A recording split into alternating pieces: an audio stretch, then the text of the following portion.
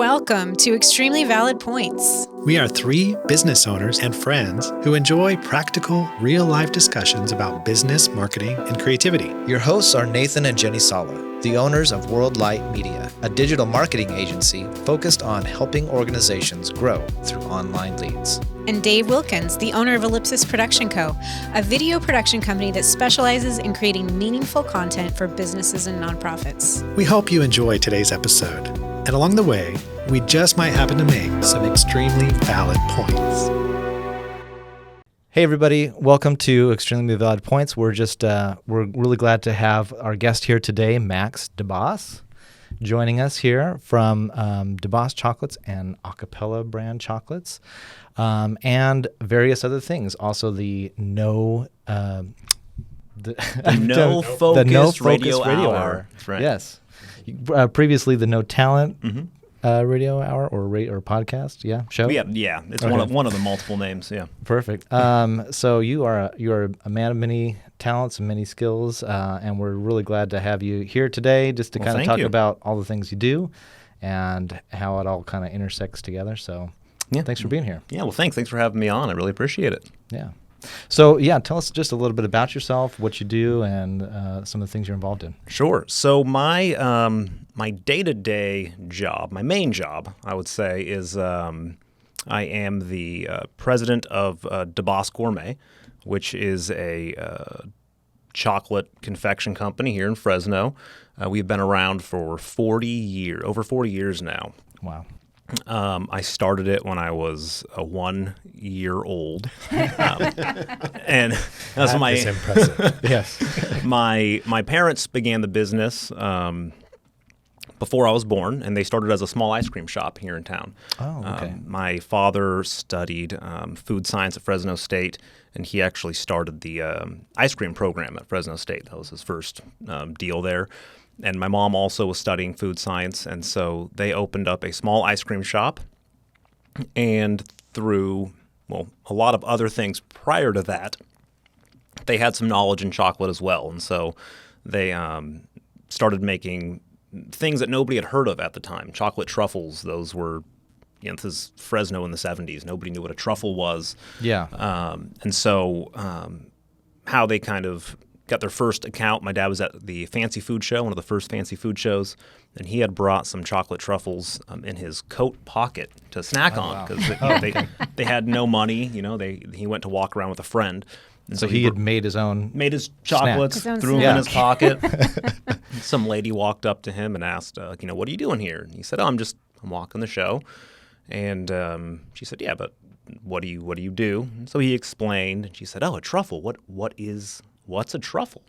So he explained it, and he actually said, I have one in my pocket if you're, and she was like, I'd love to try it. Wow. And he was like, okay, but he pulls it out of his coat pocket, gives it to her. She gives him her card and says, give me a call. Gives her a call, and a couple weeks later, he got his first account. It was Trader Joe's. Oh, wow. Trader Joe's was the first account. His first account. Wow. So they were the first ones to really bring truffles to the United States. And that was, keep in mind, they were operating out of like a 50 square foot ice cream stand. So them and a bunch of people from the church came together and were making chocolate in their kitchen. And that was their first big account. So like at the time, probably most in America, it was like Hershey bars and that kind of thing, right? Exactly. So they, when they started, and this is something that kind of really is still how we operate. We're always innovating, creating new things, and kind of pushing the boundaries. And same sort of thing, their motto for their old ice cream shop, because they weren't just making plain ice cream. It was, ganache, with orange liqueur and different sort of things, and they were making us cappuccinos. Nobody knew what a cappuccino was in the early 80s, 70s. And we actually have an old sign of theirs in our facility, and it says, the ice cream shop was called Foreign Affair, and it said, if you can find us, the ice cream's on us. It was literally like if you found them, they'd give you stuff free because the goal was, hey, hopefully you'll come back and pay next time. Yeah.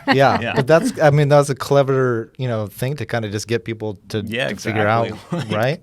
Yeah. So, I I work there now. I've been working there pretty much, honestly, my whole life. I was kind of born into the chocolate industry. Did a lot of other things along the way. I had studied in college. I studied mass communications and journalism, as well as theater arts. So 2 very useful degrees in my current position. And those were the 2 things I studied. And I also have a master's in educational technology, also very useful in the chocolate industry, as you can imagine. But throughout all of that, I was always just in the business. I had a studio for a number of years that was next door to the factory. So, it was great because when things were slow, I was over at the factory, and I was always doing the websites, the photography, the videos. I did a lot of documentary work at the time, and so both of those kind of intersected pretty well because I had a lot of contacts in the food industry. So people would reach out and say, "Hey, we need some, a documentary or a short film about, whatever, water irrigation for our plants, and food." I'm like, "Yes, and I know video." So I kind of built my video company at the time, doing a lot of food. It's the food industry. I was doing stuff for, well-picked berries and a lot of berry companies, and I did a lot of things. Traveled a lot doing short-form documentaries for equitable trade and a lot of different food-type organizations that were trying to show sustainability in the food industry. And so that kind of tied in very well. And then eventually, I started teaching at Fresno State as well a number of years ago, actually right out of college. And that, with all these different things kind of going on, I was always being pulled back into the chocolate industry. Didn't matter what I was doing, I was kind of getting pulled in. And so probably 10 years ago, I just kind of did it, jumped in full time. We were growing substantially as a family business, and so we either needed to bring somebody in full time to kind of take a lot of that in, or it was me. So, I was tired of making car commercials and all the things you do when you have a video company trying to, pay your bills, and so it was kind of the right move. Yeah. Well, I imagine, you said all of those things that you majored in and studied maybe didn't seem to directly impact chocolate, but do you think any of it is in vain? I don't know. I'm one of those people who just thinks that everything you learn, it all adds up and makes a difference in the long run. 100%. Nothing, I don't think anything I did was a waste. In fact, every one of those things really put me in a place to where I can be now. And I think without those things, I don't think we would be able to grow in the ways we have, because it really brings out different perspectives. If I was only in the food industry, we wouldn't be able to do, there's small things. We launched a chocolate subscription program in 2013, which was, subscription food was not a thing at that time. It was very early in that kind of game. And, that a lot of that came from just, I wouldn't have been able to do that if I didn't have web design background. And, and I had a great friend of mine, Ray. We just kind of talked through it, and we both were throwing ideas out of, what could we do for a fun kind of side business at the time? And we were like, a subscription of something. And we're like, well, why not chocolate? And then, of course, there's the issue of, well, how do you ship chocolate all over the world? Nobody was really doing this at a subscription. So we, without all of those various kind of skills, we were able to do the photography for it, build the websites, make the videos, and create really a great business model that's still going on to this day. And that brand, we also created a brand that was in, we're in 10,000 stores with that brand, none of which could have happened if I didn't, spend time doing video or photography or all these other, or even, making the videos of, standing, being, having virtually no budget and saying, how can I make a video to get this out? And going, all right, man, we're going to get into a closet, I'm going to put a green screen behind me, and we'll make it look like we're in some beautiful area, No, you couldn't have done that. If I just had an idea without those skills, I would have had to pay somebody, and it would have died on the, just with the idea would have died off. So it sounds like it gave you the kind of flexibility to to try things without the risk of like, hey, we're going to hire a huge advertising agency and et cetera, right? You can kind of experiment and absolutely. And and that really has been a big part of how our business kind of operates in general. Because, and actually more recently, within the last 5 months, we are now merged with a much larger company. We are part of a company by the name of Made in Nature. They're one of the largest dried fruit companies, organic dried fruit companies. And we started with them doing all their R&D work, research and development and manufacturing. And we just were so closely related that it just made sense to kind of come together as one. And even with them, that sort of, we've been able to create new and unique things because of that kind of small entrepreneurial spirit of, hey, let's try some stuff. Yeah. We know how to do it low cost because we can do it ourselves.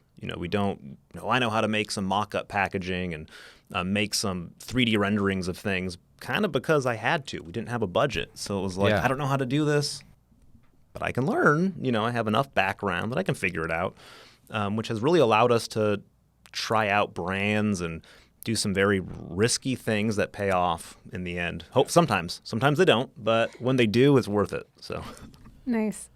So tell us some more about some other things you've tried out. Yeah. Oh man.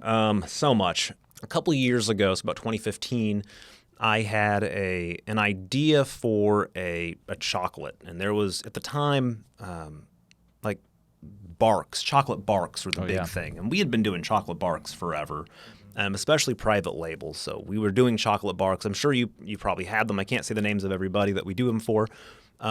But we were doing barks for all these brands. They're on the shelves. I've had those. Yes. And I'm sure I have. If they were good, they were ours. Okay, if they gotcha, weren't, somebody else made them. And they were all very similar, though. It was like dark chocolate and almonds, and dark chocolate with cranberries and almonds, and yada yada yada. And I was thinking, but I want chocolate. I want fun. I want to be able to see something that just gets me excited. So I started kind of playing around, and we released a line of chocolate barks that I wanted to call chocolate cluster bombs. And so inside of each of these, we had a ton of flavors. We had like peanut butter and jelly, which had Chex Mix and peanut butter and fruit gels. And we had strawberry lemonade, which had real strawberries and marshmallows and all these different things. But every one in the line also had these sparkling pop rock type things. Oh, so as you ate them, they would sparkle, and Wow. it was really cool. And everybody looked at it and said, "This is an insane idea. Why would you call them cluster bombs?" And on the front, I had this big bomb exploding and stuff coming out, and it was kind of everybody was like, "You're an idiot, Max. This is you're not a food terrorist." Yes, exactly. It's also bad because we're Middle Eastern, and there's a lot of connotations of like you're selling chocolate cluster bombs. This might not be the best idea here. But I was like, you know what? Just forget it. I'm doing it. We're going to try it out. And it actually went really well. Wow.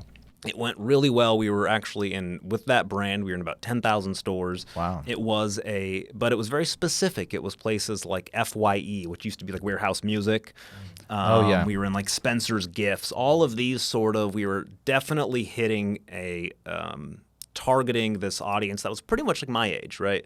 The way I would sell them to buyers, they'd go in and they'd say they'd look at it and go, and I'd say, you have to understand, there is a whole generation of late 20-year-olds who are waiting in line at midnight for the new Power Rangers movie. Like, these people are a little bit immature. We have some money to spend. Yeah. This is what you're going to sell them.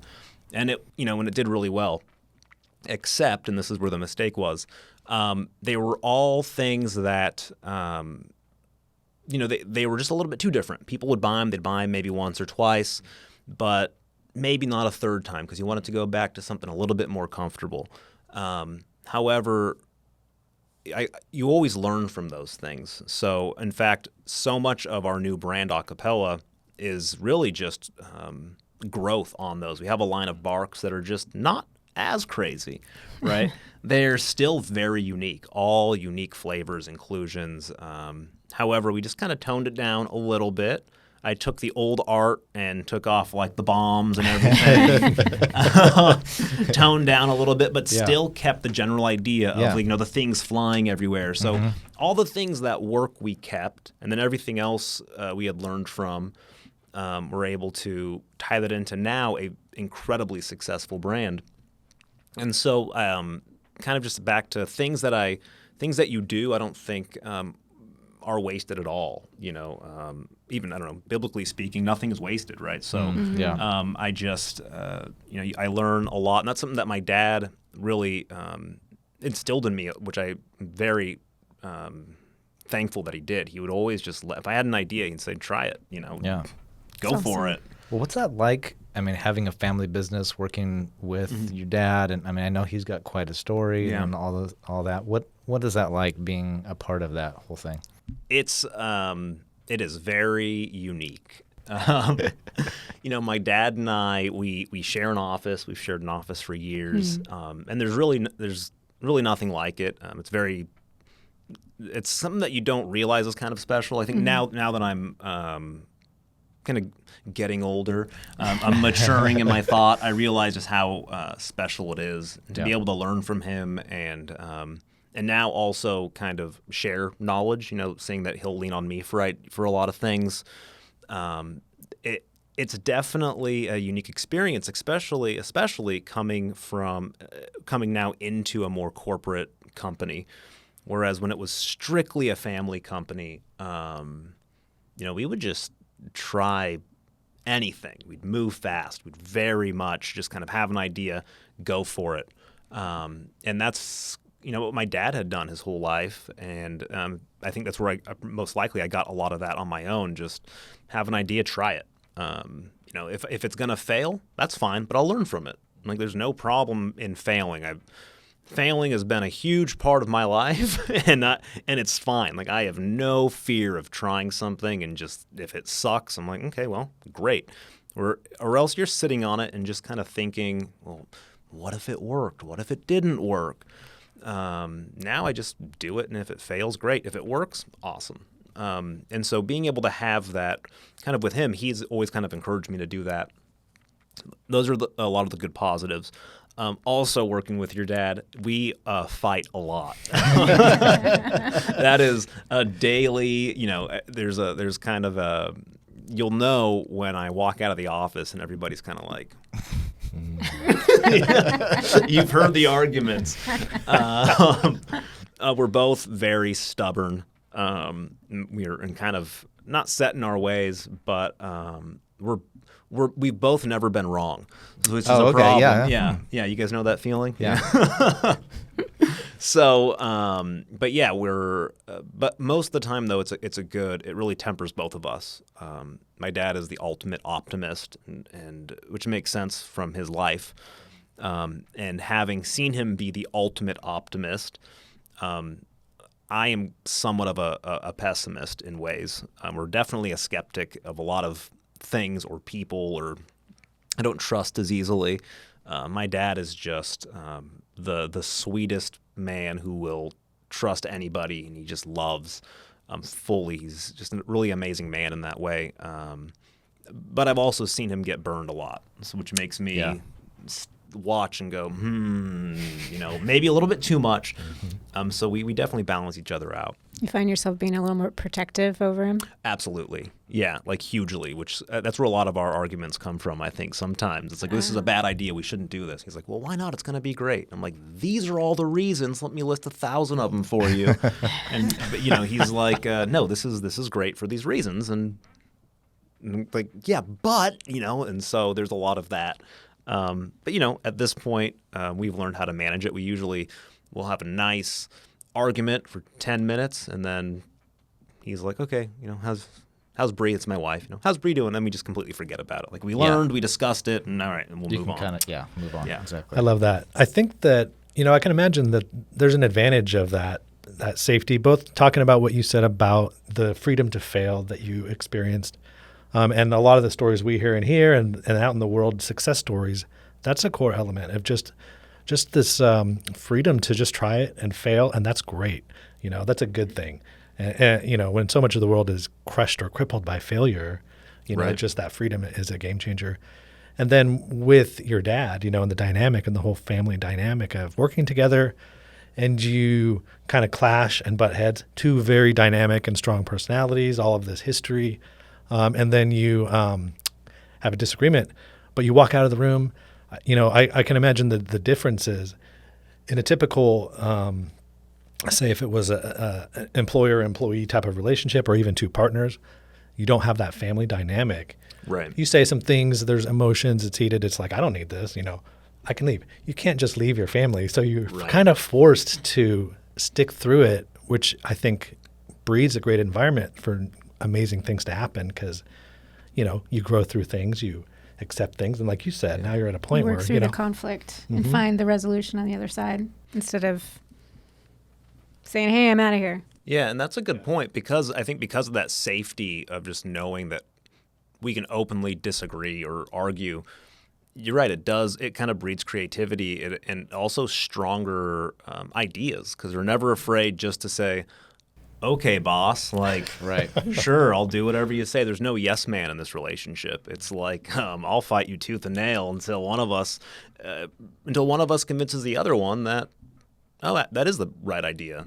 Or you find some kind of mutual, like, this issue that I have, how can we work this issue out so that this idea can still work?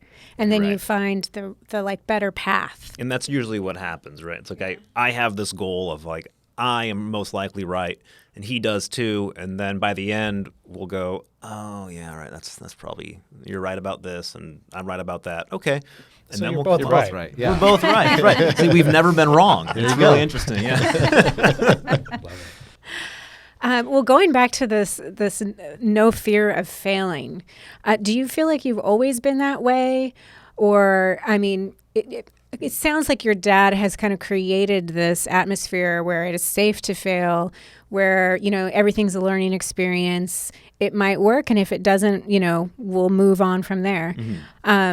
Can you think of a time when you failed and like it was hard, or has it just been easy for you? No, I don't think it's been easy for me. I definitely think, when I was younger, that was something I think I struggled with a lot and not so much probably fear of failing, but more so like fear of being mediocre. It was kind of this, I think that came especially from growing up in a family business.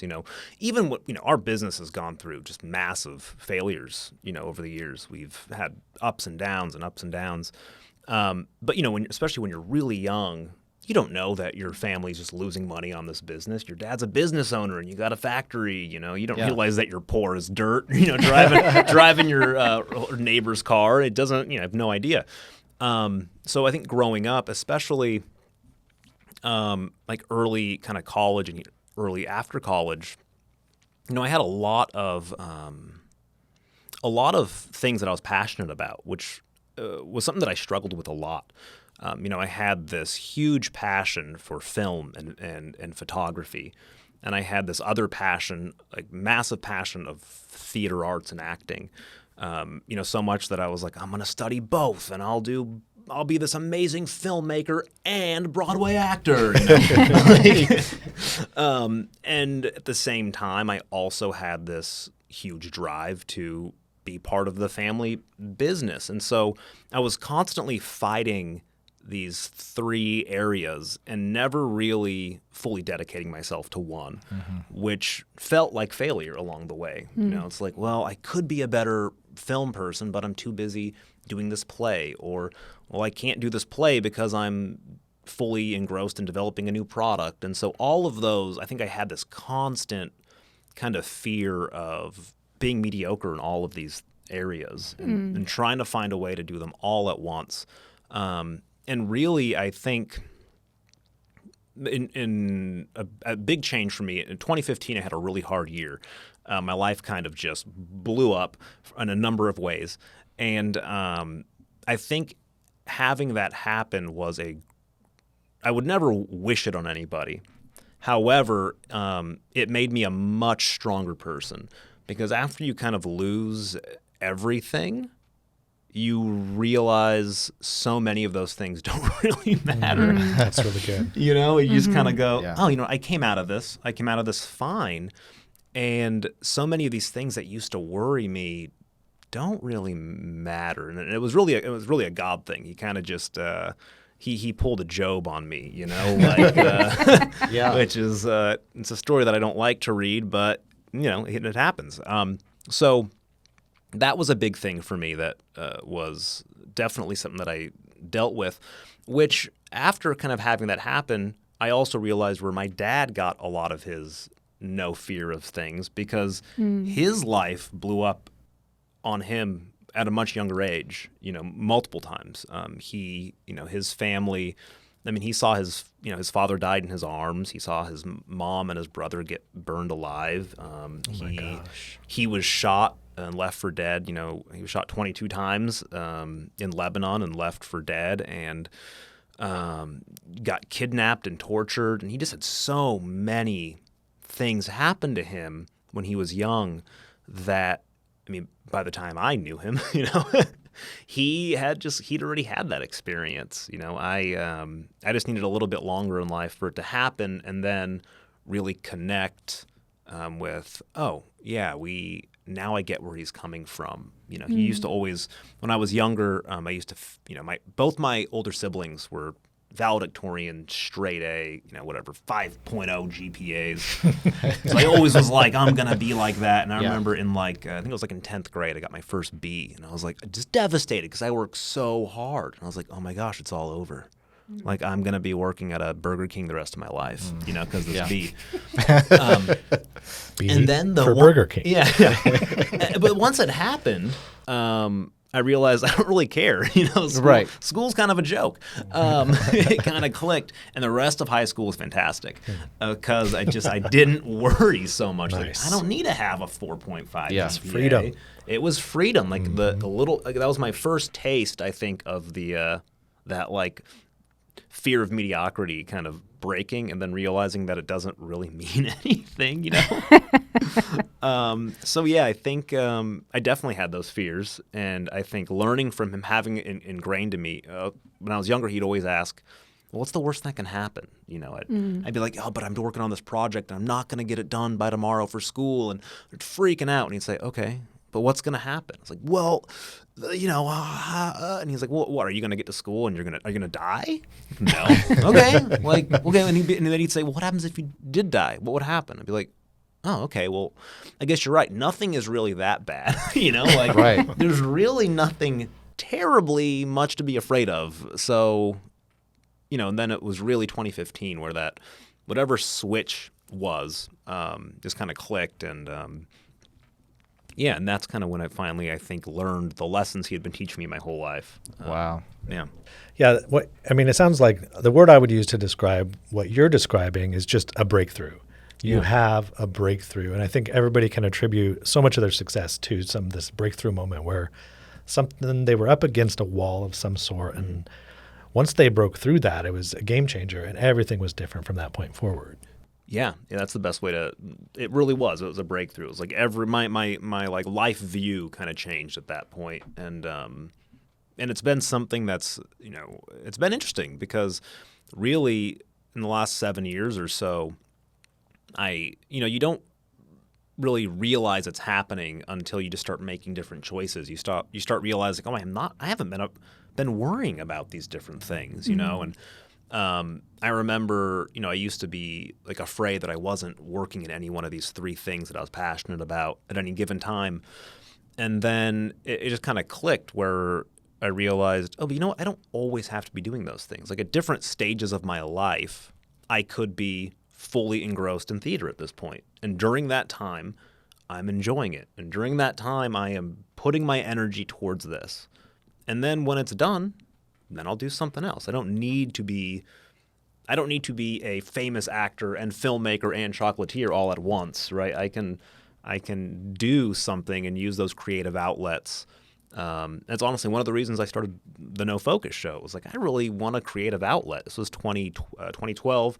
I was kind of fully engrossed in chocolate and video and different things, but really chocolate was starting to take over. I started teaching at Fresno State. And so my own sort of stuff started going on the back burner because I was working on grading and prepping classes and writing curriculum. And so I was like, man, I really wanted my own outlet. And so I figured, well, why don't I just start a podcast? That's something that I can do. That, and that's just, it became a joy. It became a thing that I look forward to. It's a creative outlet. And, you know, I don't need to be winning awards for it. I can just enjoy it. Yeah. And Yeah. that, you know, part of another little breakthrough, I guess. So, yeah. So, Max, you've been podcasting for 10 years? Yeah. Wow. Yeah, That's we impressive. Were, when we first started, the first podcast we did was called Bush League. And it was my friend, at the time, a good friend of mine, he's like my brother, James Bush. He is a avid sports fan. And my brother is an avid sports fan. And then myself and James's wife just know nothing about sports. Okay, yeah. So it was a sports podcast, but with two of the hosts just knowing nothing about sports, right? So Perfect. It was kind of a really fun dichotomy of things. And this was early on, 2012. I would tell people I have a podcast. They'd say, "What's that?" And I'd say, "Oh, we're doing this hour-long radio show." "Oh, what station is it on?" "Well, no, you can't listen on the radio." "Well, how do I listen to it?" Yeah. "Okay, cool. Well, if you go to the site, I have an RSS feed, and you're going to take that feed and you're going to put it into like Pod Duck, and then you're going to download it onto your computer and then transfer it onto your MP3 player." It's easy. Yeah, it's totally easy. How come you're not listening? Right. Yeah. And I'd lose people as soon as I said podcast at the time.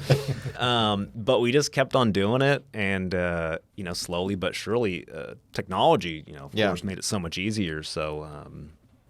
Yeah, it's been fun. It's interesting because when you do something kind of for the enjoyment for yourself, right? Like, it's meant for other people to consume, but you're doing it whether or not you've got one listener or Right. a million or whatever, right? So I think that kind of mentality is like that's where the joy comes from, right? And you realize like, okay, it doesn't have to be the number one podcast on Right. Spotify or whatever it is, It's just. But when you have the kind of passion to do it, a lot of times, that's what's going to catch on versus the person who feels like, well, I have to podcast. It's true. Right. It translates, I think, into something special, right? Yeah. And it really does in both food, in podcasting, and all these different things. I feel like the more energy I've ever tried to put into making something crazy successful, the worse it's been. It's just like the things that I've kind of just been like, I feel passionate about this, whether it's going to work or not, I don't really care. Those are the things that have worked really well. And a lot of that, I think, is because you're willing to fight for something that you enjoy, right? You're willing to fight for it and push for it versus, if it's just something that you're trying to make a buck off of. Yeah, it's Just doesn't uninspiring, and people are kind of see that. Exactly. Yeah. Yeah, nobody wants No to listen thanks. to that or eat that or whatever. Right.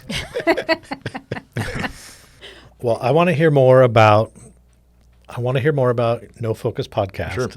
And I want to hear more about Bush League and all of this. Mm-hmm. I want to hear more about the story behind acapella Yeah. and how it got its name. Okay. And I want to hear more about your family story too, Mm-hmm. how your dad went from getting shot 22 times to, honey, we need to open an ice cream store. Yeah, that's a big one. So we're excited to finish this conversation next week with part 2.